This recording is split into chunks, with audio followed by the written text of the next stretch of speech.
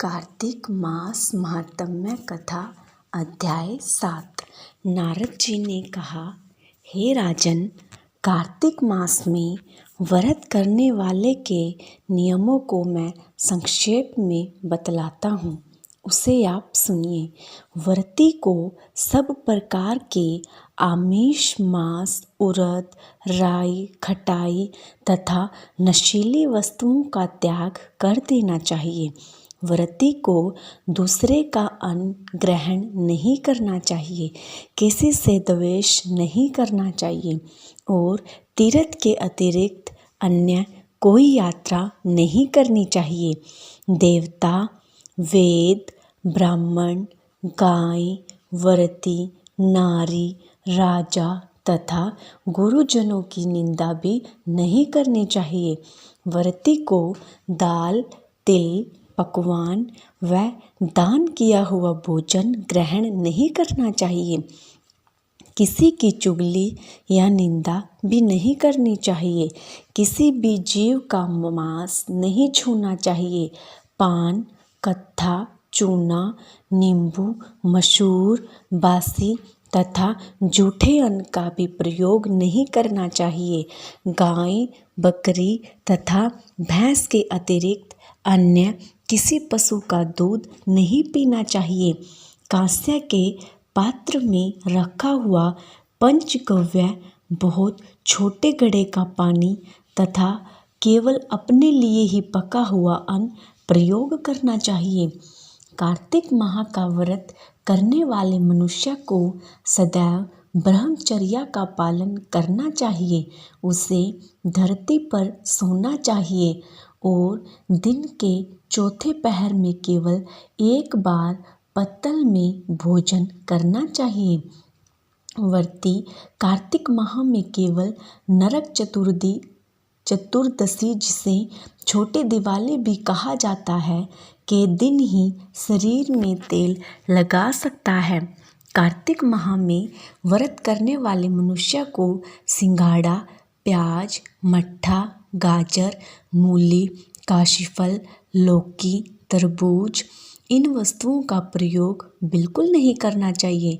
रजस्वला, चांडाल, पापी, म्लेच्छ, पतित, व्रतहीन, ब्राह्मण द्रोही और नास्तिकों से बात नहीं करनी चाहिए।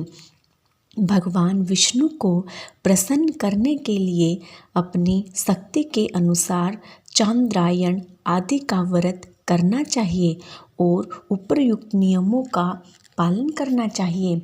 व्रती को प्रतिपदा को कुम्हड़ा, द्वितीया को कटहल, तृतीया को तरुणी स्त्री, चतुर्थी को मूली, पंचमी को बेल, षष्ठी को तरबूज, सप्तमी को आंवला, अष्टमी को नारियल, नवमी को मूली, दसवीं को लौकी, एकादशी को परवल, द्वादशी को बेर, त्रयोदशी को मट्ठा, चतुर्दशी को गाजर तथा पूर्णिमा को शाक का प्रयोग नहीं करना चाहिए। रविवार को आंवला का प्रयोग नहीं करना चाहिए। कार्तिक माह में व्रत करने वाला मनुष्य यदि इन शाकों में से किसी शाक का सेवन करना चाहे तो पहले ब्राह्मण को देखकर ग्रहण करें। यही विधान महामाघ के व्रत के लिए भी है। देवोत्थानी एकादशी में पहले कही गई विधि के अनुसार नृत्य, जागरण, गायन वादन आदि करना चाहिए। इसको विधि पूर्वक करने वाले मनुष्य को देखकर यमदूत ऐसे भाग जाते हैं जैसे सिंह की गर्जना से हाथी भाग जाते हैं। कार्तिक माह का व्रत सभी व्रतों में श्रेष्ठ है। इसके अतिरिक्त जितने भी व्रत यज्ञ हैं वह 1000 की संख्या में किए जाने पर भी इसकी तुलना नहीं कर सकते, क्योंकि यज्ञ करने वाले मनुष्य को सीधा वैकुंठ की प्राप्ति होती है। जिस प्रकार राजा की रक्षा उसके अंग रक्षक करते हैं, उसी प्रकार कार्तिक माह का व्रत करने वाले की रक्षा भगवान विष्णु की आज्ञा से इंद्र आदि देवता करते हैं।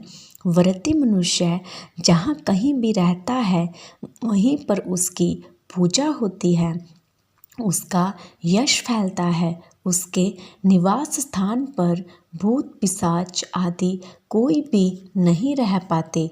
विधि पूर्वक कार्तिक माह का व्रत करने वाले मनुष्यों के पुण्यों का वर्णन करने में ब्रह्मा जी भी असमर्थ हैं। यह व्रत सभी पापों को नष्ट करने वाला, पुत्र पौत्र प्रदान करने वाला और धन धान्य की वृद्धि करने वाला है। 7वां अध्याय समाप्त।